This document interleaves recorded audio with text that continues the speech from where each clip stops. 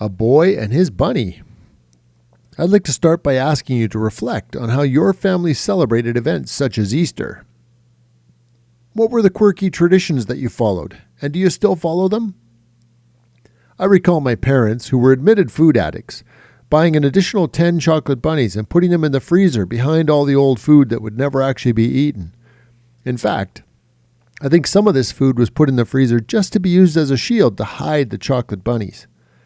There was the old fish that's barely now recognizable, the old freezer-burned loaves of bread, and that bucket of weird flavored ice cream. You know the one. It's the ice cream that's been in the freezer so long that now it has that protective layer on top. Well, behind that stuff is generally where the extra chocolate bunnies were kept. In the argument between Daffy Duck and Bugs Bunny about whether it was duck season or rabbit season, my parents thought rabbit season, or bunny season, all year round. And at Easter time, when Dad asked if he could see your Easter bunny, you didn't dare let him hold it, or it was sure to come back missing a tail or its ears. Easter was always a sacred tradition in our house, not just because of the religious significance, but because Mom had a tradition of engaging in the annual bunny search. While other families simply handed over baskets, we had to earn ours, Indiana Jones style. No clues, no mercy, just a bunch of kids frantically tearing apart the house in search of chocolate treasures, leaving a trail of couch cushions and upended furniture and shattered peace in their wake. Sometimes candy was nice and soft, like chocolate, and other times it'd be like jelly beans that were hard enough to break your teeth.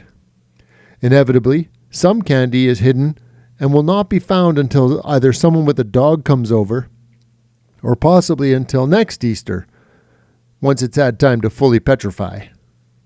I once had a Cadbury Easter cream egg that was clearly past its best before date. I bit into it to find that the center was like biting into a racquetball. Mom had assumed, as all mothers do, that her children would eventually outgrow the Easter candy hunt.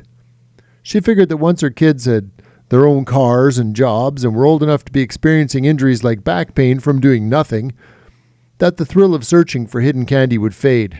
Well, not quite. Matt, the eldest boy at home still, was now 18 years old, and he was a young man with a deep baritone voice. He shattered this illusion for Mom one Saturday morning before Easter Sunday. Emerging from his bedroom in a bathrobe, he paused at the top of the stairs, a towel slung over his shoulder, deodorant in one hand, shaving razor in the other, and said with absolute sincerity, "Did you hide my bunny?"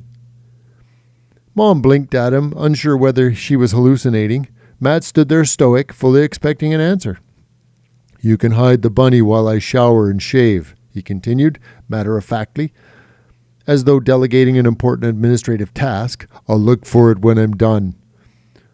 Mom, laughing to herself, scrambled around the house hastily, shoving chocolate bunnies into hiding places, chuckling to herself at the fact that this still mattered. The remaining kids who still lived at home methodically spread out looking for their treats. Matt joined in, now freshly shaven and smelling fresh, crawling on his hands and knees to peer under the furniture to locate that bunny.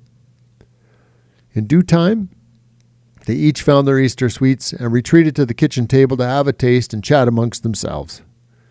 It was at this time Matt's girlfriend, a rather gaunt girl of under 100 pounds, walked up the drive and knocked on the door. Matt recognized the knock, stood, grabbed the doorknob, but before turning it to open it, he quietly looked at Mom and asked, "Did you hide a bunny for her?" And Mom paused. "No, isn't she allergic?" Matt nodded in agreement and added, "She wouldn't eat it anyway," he explained. "She thinks chocolate will make her fat." Just then my sister, upon hearing this exchange from the living room, chimed in with a boisterous voice. Without missing a beat, she shouted, "Hide it, nothing! Shove it down her throat!" And thus another Easter was immortalized in family legend. I hope you enjoyed the Easter Madness stories today, and I thank you for listening and making our family a part of your family. The best way you can support the channel is to subscribe, come back often, select the thumbs up button, and of course hold hostages until they do the same.